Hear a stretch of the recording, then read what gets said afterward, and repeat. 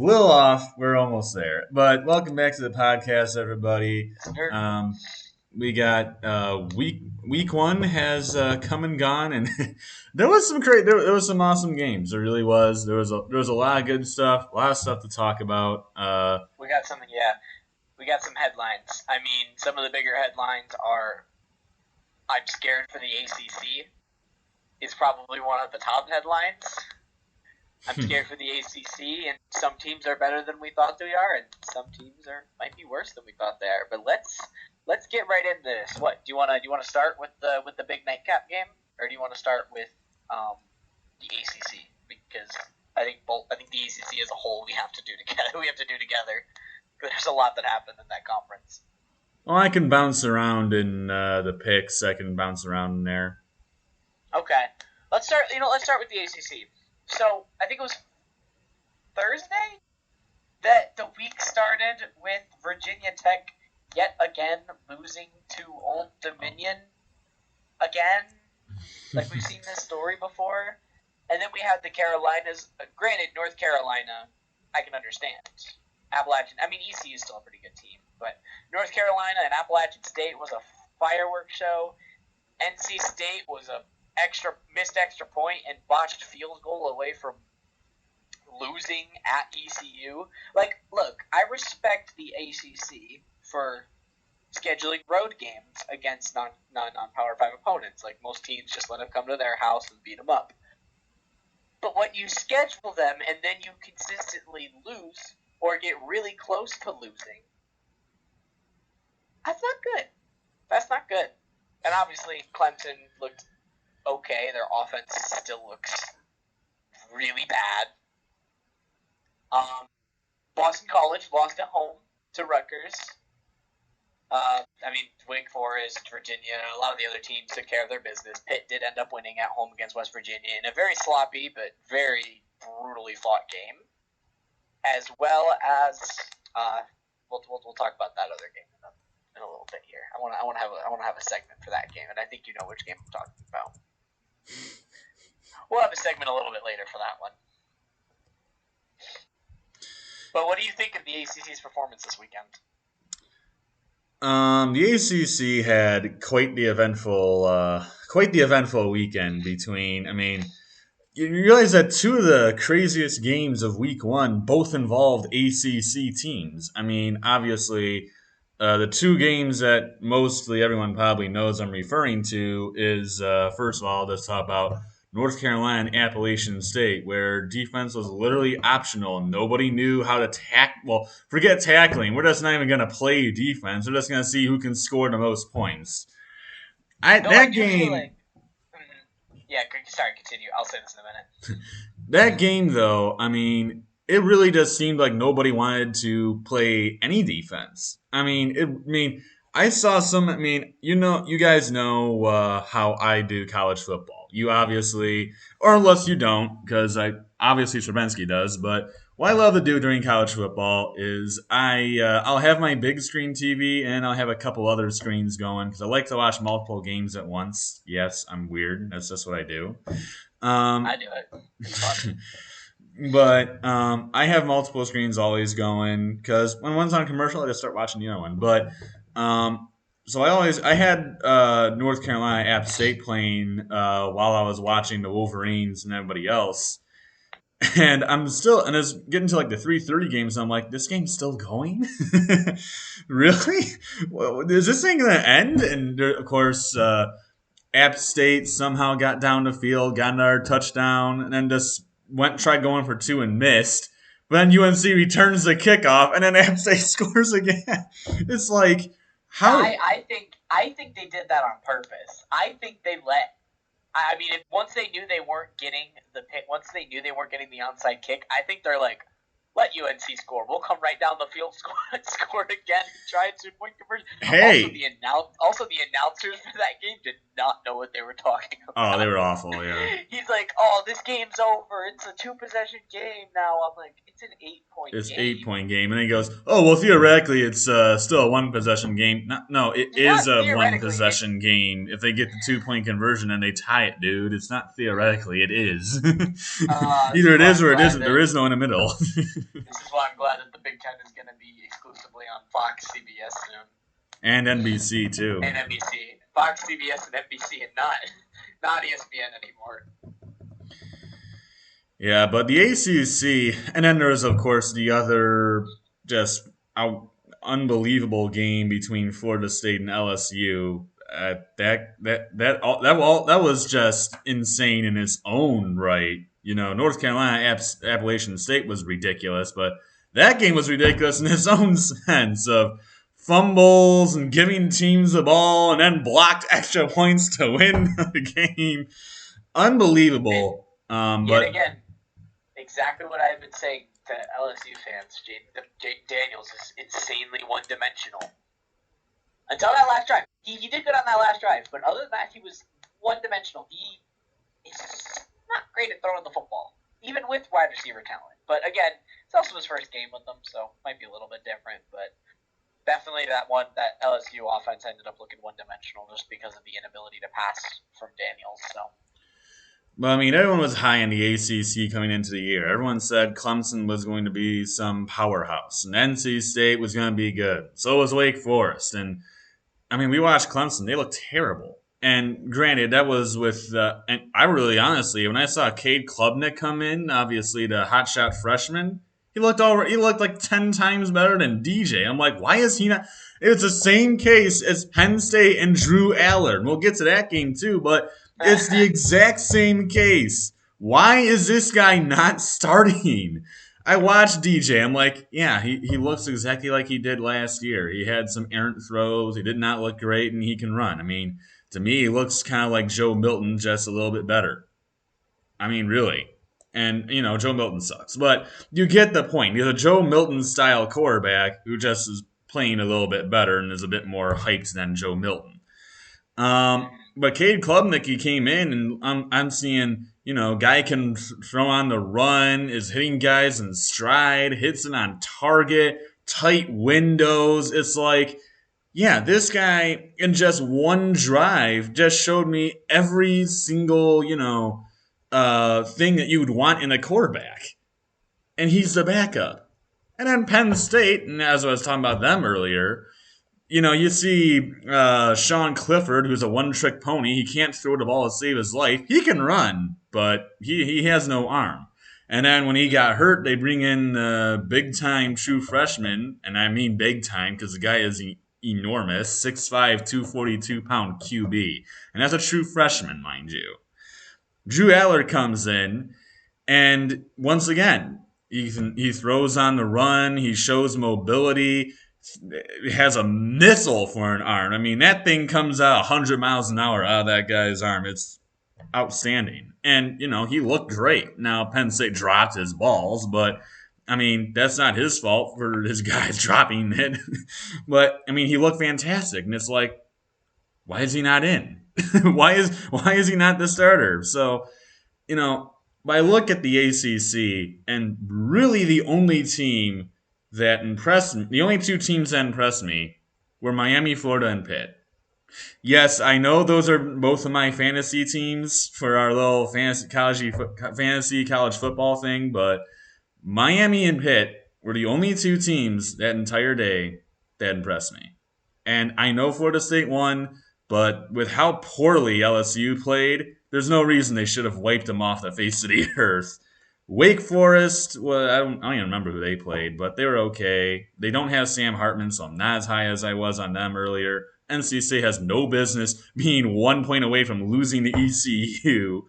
Syracuse looked good against Louisville, and I will give the Orange that, but I don't know. I mean, they're not college football playoff contenders or top 25 contenders, but they look better than everybody thought they were going to by a mile. And considering how bad the ACC looks right now, they should actually have a decent year. But they might only be the second or third worst team in the ACC this year instead of the worst team this year. Worst team. Honestly, I think Syracuse is more towards the middle with seeing how teams have played. They're going to be above Boston College probably, and they might. Since they beat Louisville, I think they might end up being above Louisville, and then it's between them and Florida State. I don't think they're better than Clemson, Wake Forest, or NC State. They do have harder games though, so they'll probably be under some of those teams just because, their schedule includes Notre Dame and Pitt, and it includes a road game to Pitt, Notre Dame, as well as Purdue coming to town, which we should probably win that, but hard schedule. But we can pause real quick. Louisville. Oh man. Syracuse's defense made your life a living hell. Made not Malik Willis. Cunningham. What's his first name? Malik Cunningham. Okay, so it was Malik. I just got the Malik. wrong last name. Yeah, wrong last name. He looked terrible. His life was made a living hell. I don't know if that was Malik Cunningham just not showing out and not being ready for Syracuse, or just Syracuse's defense being way better than I thought it was going to be. But they forced turnovers on 3 straight possessions in the second half. Well, Malik Cunningham, he's a guy who obviously can run very well. And he also, he's a decent thrower, but he's a guy who can run. He kind of looks like he's Lamar Jackson in the sense that he's an awesome runner, but his throwing arm isn't exactly the greatest. But yeah, he came out in that game and he looked terrible. 16 to 22 with 2 picks and 152 yards is not very good. And he ran the ball. He ran the ball 13. And granted, Syracuse sacked him a couple times. But he ran the ball 13 times, which is tied with their running back, and his yardage was 34. Yeah, it was not good.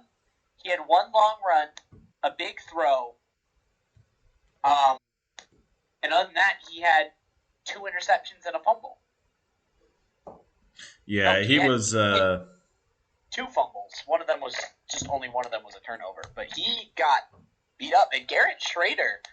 He's the same thing. Garrett Schrader for Syracuse last year was known for he cannot pass the football, but he can run the football. He's a really good runner, and he's a big, strong dude who can run through. Garrett Schrader was 18 of 25 for 236 yards. He had a QBR of 77.1, which was the best QBR. I think it said it was one of the best QBRs in the ACC that week. He had 2 throwing touchdowns as well as a rushing touchdown, and Sean Tucker still looked like a beast. It wasn't his best game ever, but he still averaged about 5 yards per carry.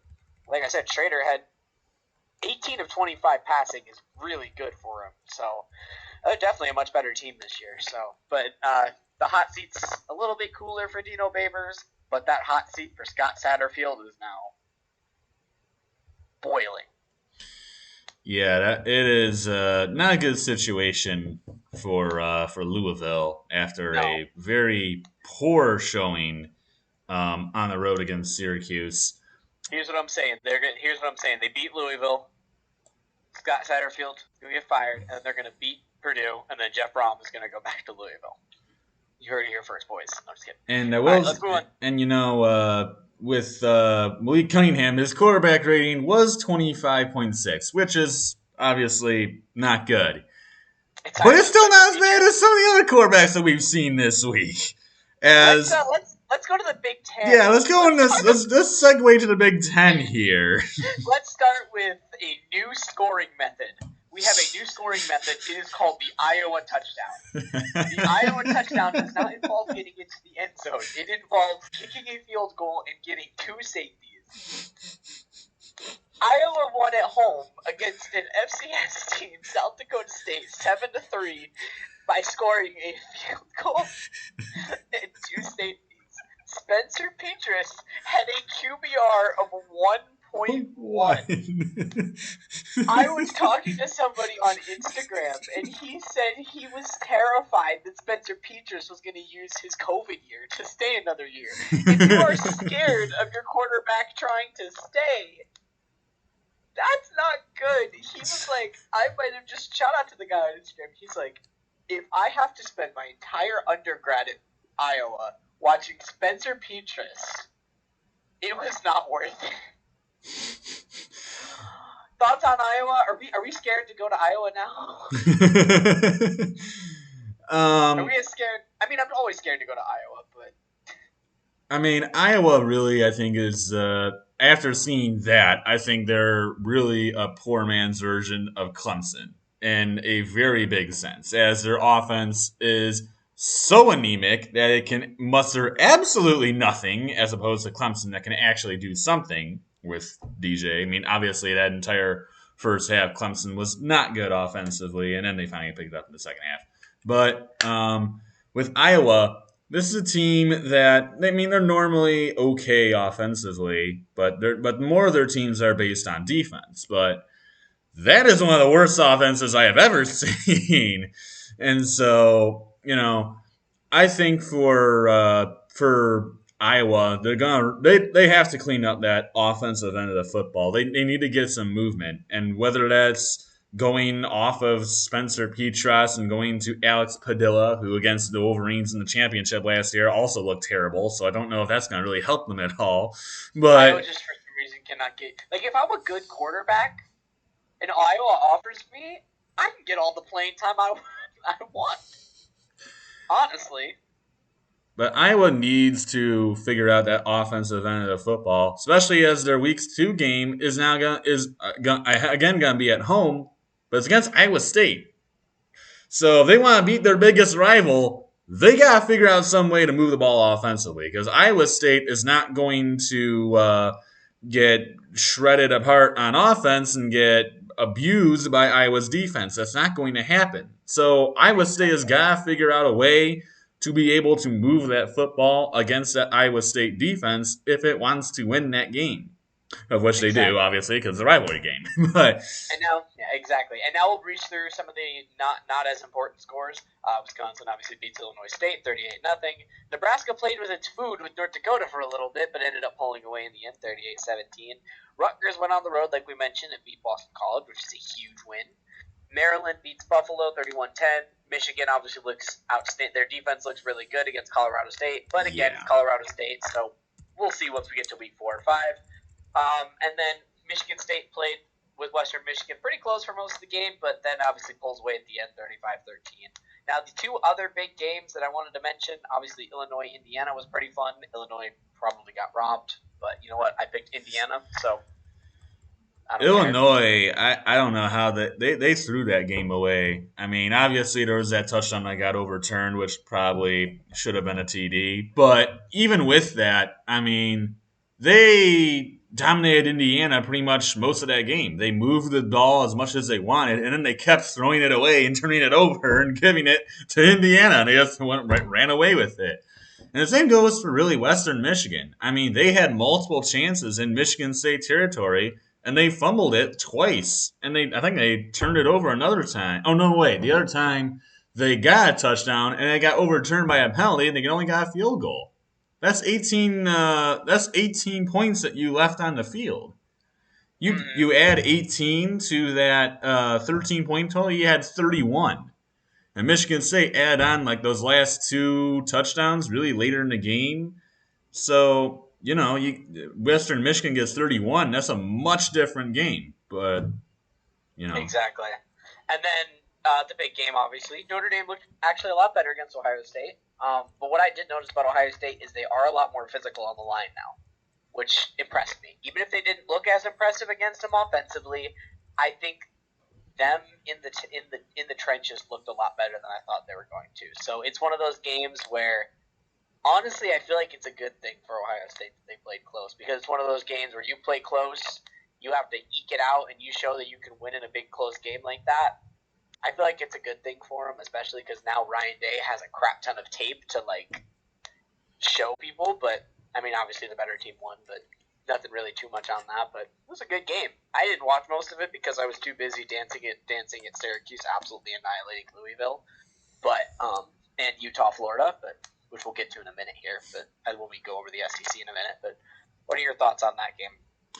Well, I mean, obviously it was a big issue for Ohio State when they lost Jackson Smith and Jigba. But really, for like a good portion of that game, Ohio State was really getting bullied by Notre Dame, and they weren't. And Ohio State's offense was not able to really move the football. And I mean, obviously, no Jackson Smith and Jigba either. But it really Ohio State really did not look nearly as explosive as people expected. I mean, the minute that Njigba went out of that game, they were, any other offense, and Yeah, that was when we'll. they weren't really even able to move the ball. So Yeah, they did not look all that impressive. And Notre Dame, I mean, they held the lead for majority of that, but their offense just couldn't. What I see for Ohio State is their offense isn't what it was last season, but their defense is definitely better. Like you see, it's more of like their offense was like way up here, their defense was like way down here, and now it's kind of more like that. That's Jim what I kind of Knowles. see for Ohio Whatever State. whatever they're paying Jim Knowles, they should pay him more. Whatever they're paying him, they should just give him a raise after that. That was the most average I've seen C.J. Stroud look. But again, I think the Notre Dame defense is really good. Obviously, their quarterback or their coach is now their defensive coordinator is now their coach. So obviously, I think they're going to be a Yeah, more defensive minded team. Notre Dame's team, I mean, really the only thing that they really have on their offensive end is Michael Meyer, which is a fantastic tight end, but they didn't really have much else, I think, on the offensive end of the football. All I really saw on their offense was Michael Meyer, and that guy's awesome. But other than that, I mean, they didn't really have another great offensive weapon. But their defense, yeah, Notre Dame's defense is very good. You got guys like Brandon Joseph out there, who's a fantastic safety. So, I mean, their Mm-hmm. defense is incredibly talented. And so Exactly. I was impressed by the Buckeyes. Not as impressed as I thought. They're not as good as I probably thought they would be, but they definitely. I thought this game would be close. It was close. This is more or less what I expected, and I'm impressed. Yeah, I'm I just impressed thought they it'd won. be a bit more higher scoring. But I'm impressed. I'm impressed they were able to win a low scoring game like that. Though. That's what exactly impressed me. I did like that for Ohio State, All right, and let's quick. Let's I just quickly want to mention two SEC games here. Well, Um, that's what I'm going to do. We're going to go through the SEC right now. oh, okay, well, I've just been doing it by conference. Is what I'm thinking. We get the mm, quick games out of the way, and then we talk about the big ones. So I'm thinking. So here we go. So couple scores. Obviously, the scores don't matter as much. Tennessee beats Ball State 59-10. Missouri beats La Tech 52-24. Texas A&M plays really sluggish against Sam Houston State, but still wins 31-0. Ole Miss wins 28-10 against Troy. Kentucky wins 37-13 against Miami of Ohio, pulling away in the second half. Auburn obviously blows out Mercer 42-16. Vanderbilt is now 2-0 on the season, beating Elon 42-31. Alabama obliterates Utah State 55-0. Wow. Mississippi State beats Memphis 49-23. South Carolina beats Georgia State 35-14. And obviously, we already kind of talked about Florida State LSU, so we won't talk too much about it. But Florida State did beat LSU. A couple of the games that I think we really probably want to talk about, there's really the two big ones. Georgia made Oregon look like an FCS team. Oh my gosh. They absolutely. yeah. Um, I don't know what to really say other than I guess either Georgia is just that good, or Oregon really sucks. And I'm going with Well, Georgia's just that good because I know Oregon has talent on their team. They have two very good linebackers.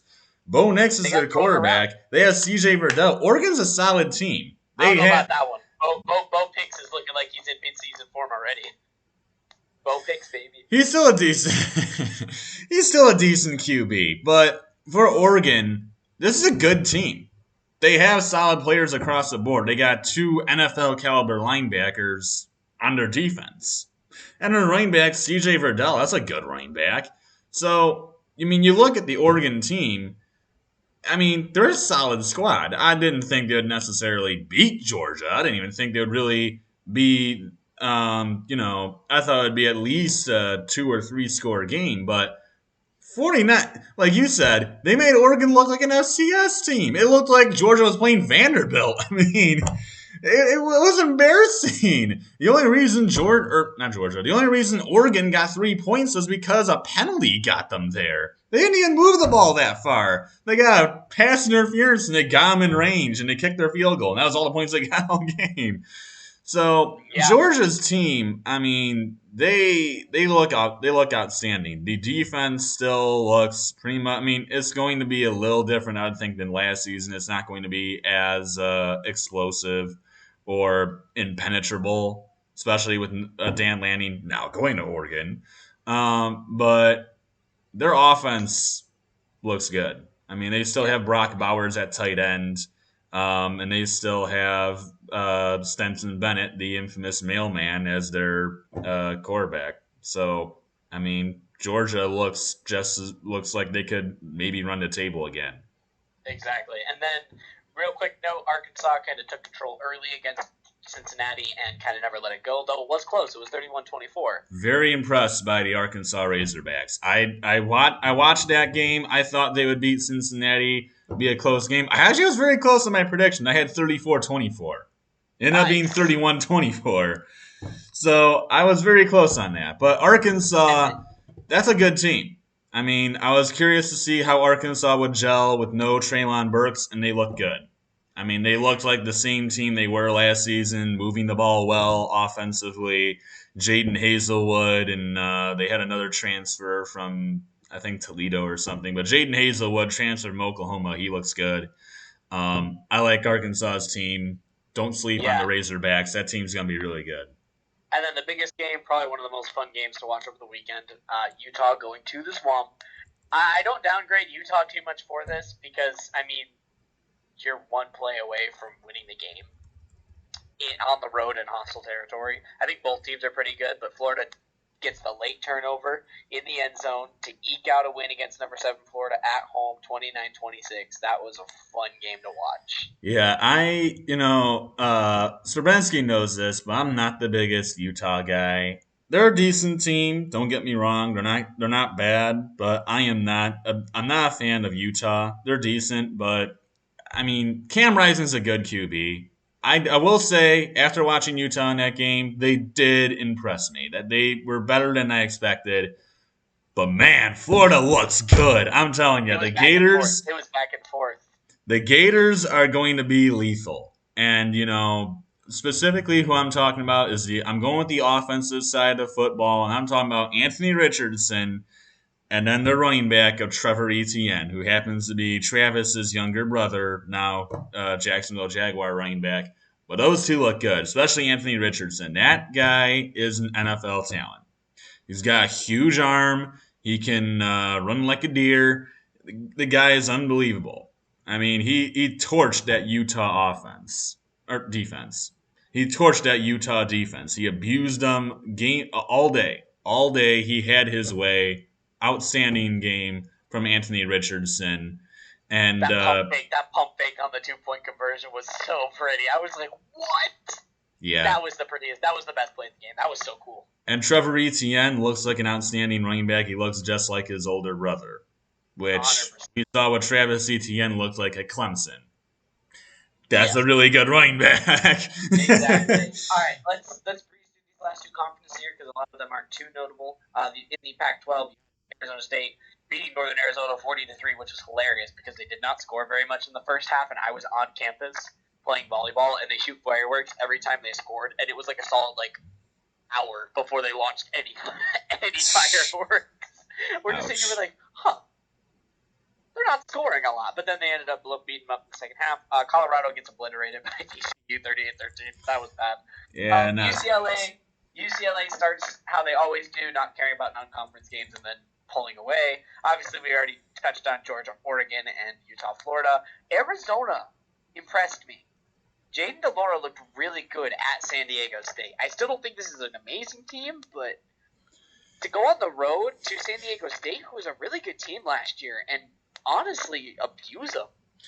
It was 38-20. They went into their home stadium and kicked the snot out of them. Yeah, I was very impressed by Arizona. I completely forgot that they actually got some decent transfers. Getting Jaden DeLora from Washington State. That's a solid QB. And they also got a good wide receiver transfer from UTEP who just demolished the San Diego State defense all night long, or all day long. Honestly, it could have been 38-13 if they don't punt it off their own guy. If Arizona didn't punt it into their own guy. There's your typical Arizona. Speaking of Washington State, they looked a lot worse without Jaden DeLora, barely edging it out against FCS Idaho 24-17. Oregon State does end up taking control of the game and beating Boise State 34-17. Really good Washington looks. game. Sorry, Oh I yeah. wanted to intervene No, there. no, go. Oregon State, that defense absolutely dominated Boise State. They caused 5 turnovers in that game by Boise State. They turned over the Broncos 5 times. I'm just telling you, the Oregon State Beavers are going to be a tough out in the Pac-12 because the Pac-12 They're is probably trash. they're probably the second team in the Pac-12 North. Maybe them and Washington. Because Washington looked pretty good. Well, 45-10 against actually, Kent State. They didn't start their season losing to an FCS team this year. So the hats up on them. Pac-12 this year abolished divisions, so there is no North or South anymore. Oh yeah, right. They're playing a North and South schedule, but there's not a North and South anymore. Yeah. I think they're in the old Pac-12 North. There would be. I forgot they're not scheduling. They're not going to do scheduling like that till next year. Even with Stanford being that bad, it didn't stop them from putting up 41 points against the toothpaste college in Colgate. USC looked dominant against Rice. It looked close in the beginning, and then they blew them out. I'm not surprised. It's Rice, but definitely impressive. I know their offense is going to be phenomenal. Cal beats UC Davis 34-13, and I think that's it for the Pac-12. And let's quickly do the Big 12 before reacting to the polls. Again, not much crazy happened. Obviously, we've already talked about West Virginia Pitt. Good Oklahoma game. State, Very good a game. good game. Oklahoma State was up 55-15 and then let Central Michigan score a bunch of points, but I think they were just not carrying at that point. They looked good. Kansas blows out Tennessee Tech, more than proving they're going to be a top 4 team this season. TCU beats Colorado, like I said, 38-13. Iowa State blows out Southeast Missouri. Oklahoma blows out UTEP 45-13. Baylor beats Albany 69-10. Kansas State beats South Dakota 34-0. Texas Tech blows out John Morant's school 63-10, and Texas obliterates UL Monroe. That's really it for games of last week. Let's talk about this week real quick before we'll obviously have our picks episode, but the AP poll just released. Coming in the top 5, we now have, where'd it go? We now have Alabama, Georgia, Ohio State, Michigan jumping 4 spots up to number 4, and Clemson falling down to 5. We've got A&M, Oklahoma, Notre Dame, Baylor, and USC rounding out that top 10. Then we get to the 11 through 15 is Oklahoma State, Florida, Utah, Michigan State, and Miami. 16 through 20 is Arkansas, Pitt, NC State drops 5 spots after that close game, Wisconsin, and Kentucky. And then you've got BYU jumping up 4 spots, Ole Miss dropping a spot, Wake Forest dropping a spot, Tennessee jumping into the rankings, probably just because they play a ranked team this week, and Houston rounding out number 25. I am still shocked that I know Tennessee is better than Texas, but I'm surprised they did not put Texas in here just for the sake of playing Alabama. But I don't really have too many issues with this poll, honestly. I'm glad Utah didn't drop super far. I think 13 is probably pretty good. I think they're better than most of the teams that they're ahead of. I think they can make hits for most of the teams. Again, Notre Dame not dropping down super far is good too because they played really good against Ohio State. Georgia jumping up to 2. It's an argument you could put them at 1, but definitely jump up over Ohio State. And Michigan jumping Clemson and Texas A&M makes sense. Those 2 teams didn't look very good, but outside of that, maybe Tennessee. I don't really care. I think Tennessee's a decent team anyway. I don't really have any issues with the poll. Nothing that shocks me. What do you have? Well, on my end, I was happy to see USC go up and get the recognition they deserve. As many of you know, I am very high on the USC Trojans. I love this team. I think they're outstanding, and I think they deserve way more attention than what they're getting right now, and a much better ranking too. And now that they're now in the top 10, is where they should be.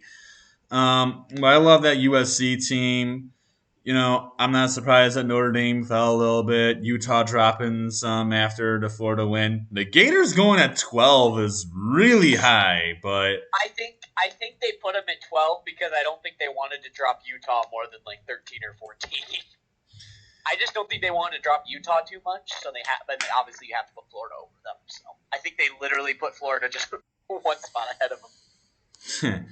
Yeah. I think that's what they did. But really honestly, a lot of people also know I'm not a big Tennessee fan. I don't like the Volunteers team. You said you know that they're better than Texas. I personally think Texas is way better than Tennessee, but I'm not the biggest Tennessee believer because I don't like Hendon Hooker. I'm not a big fan of Hooker.